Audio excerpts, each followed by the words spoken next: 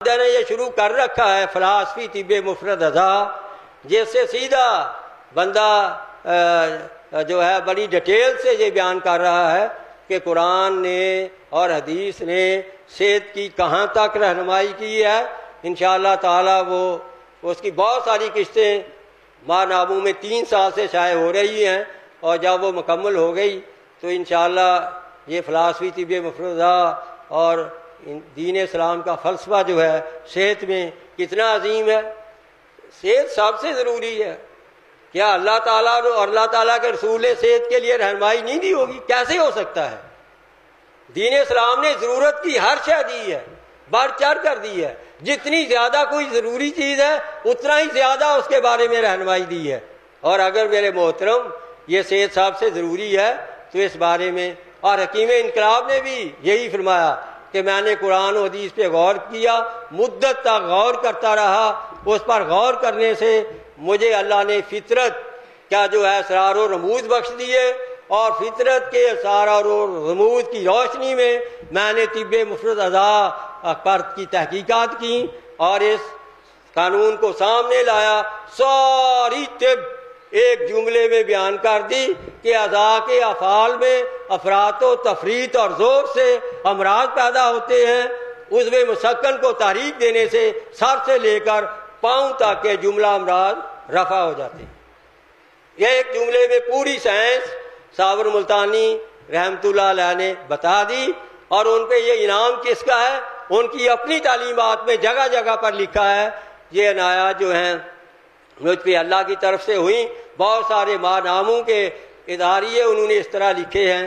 تو میرے محترم یہ اللہ تعالیٰ کا میں شکر گزار ہوں کہ اللہ تعالیٰ نے ہمیں قرآن کریم میں صحت کی اسرار و رموز بتائے۔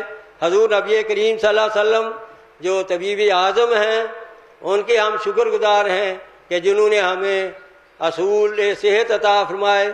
اس کے بعد جتنے ہی اکابرین طب ہیں، شیخ و رئیس ابو علی سینا رازی، اور اسی طرح چلتے چلتے حکیم انقلاب صابر ملتانی، یہ جو لوگ ہیں، یہ جتنے لوگ ہیں میں ان کا سب کا شکر گزار ہوں کہ جنہوں نے ہمارے لیے ایسے ایسے اسرار و رموز دیے ہیں۔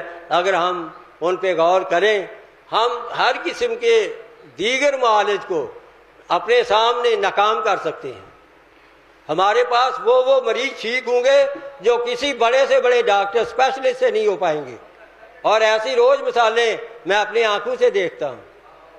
تو میرے محترم اس لیے ہمیں طب مفرد اعضا کو اچھی طرح سمجھیں، ایک ایک کتاب کو 7 بار پڑھیں۔ آپ جب پڑھیں گے آپ کو ایسی نئی نئی باتیں آئیں گی سامنے، آپ سوچیں گے یہ پہلے کبھی مجھے پتہ ہی نہیں ہے، حالانکہ پہلے بھی کتاب پڑھی ہے، اس بات کا پہلے دن پتہ چلا۔ یہ اسرار و رموز آپ پہ کھلتے چلے جائیں گے۔ تو میرے محترم اس کے بعد میں شکر گزار ہوں اپنے شیخ حضرت ابو انیس محمد برتعلی قدس سرہ العزیز کا، جنہوں نے ایک زراعت پڑھا ہوا، زراعت کی بطور گزشتہ آفیسر کام کرتا تھا، حکم دیا کہ رضائن دو، اپنی زندگی جو ہے دین کی دعوت و تبلیغ کے لیے، مخلوق کی بلا خدمت کے لیے، اور اسی طرح جو ہے وہ آپ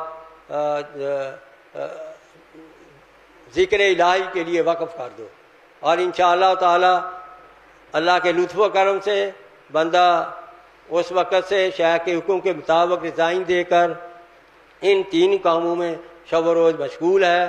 اللہ کا ذکر، اللہ کے دین اسلام کی دعوت و تبلیغ، اور اللہ تعالیٰ کی مخلوق کی بلا خدمت۔ تو میرے محترم اللہ تبارک و تعالی عز و جل ذو الجلال والاکرام کے شکر کے بعد، اللہ کے حبیب کریم صلی اللہ علیہ وسلم کے شکر کے بعد، اکابرین فن کے شکر کے بعد، میں آپ کا بھی شکر گزار ہوں جو دور دراز سے اپنے کام چھوڑ کر، اپنے انکم کا ذریعہ دعا خانہ بند کر کے، بڑی دور دراز سے پورے ملک سے، کہاں پشاور ہے، کہاں کراچی ہے، اور کہاں ملتان ہے، اور کہاں مانسہرہ ہے، کہاں کوئٹہ ہے، جہاں جہاں سے لوگ اس سیمینار میں تشریف لاتے ہیں شمولیت کے لیے، ان کا بھی میں بہت شکر گزار ہوں۔ کابرین فن جو یہاں آ کر زینت بنتے ہیں سیمینار کی، ان کا بھی میں انتہائی مشکور ہوں، اور جو جہاں آ کر ہمارے طبیب بھائی مقالہ جات پڑھتے ہیں، ہمیں علم کی روشنی سے سرفراز کرتے ہیں، مالا مال کرتے ہیں، ان کا بھی میں انتہائی شکر گزار ہوں۔ انشاءاللہ تعالی یہ سلسلہ 21واں سیمینار ہے، ہمیشہ جاری و ساری رہے گا، اور علم و فن کا فہم و تفہیم جاری رہے گی، علم کے تحفے ہم ایک دوسرے کو بانٹتے رہیں گے۔ اللہ تعالی ہمیں مل جل کر اس فن کو عروج کے آسمان تک پہنچانے کی توفیق دے۔ وما علینا الا البلاغ۔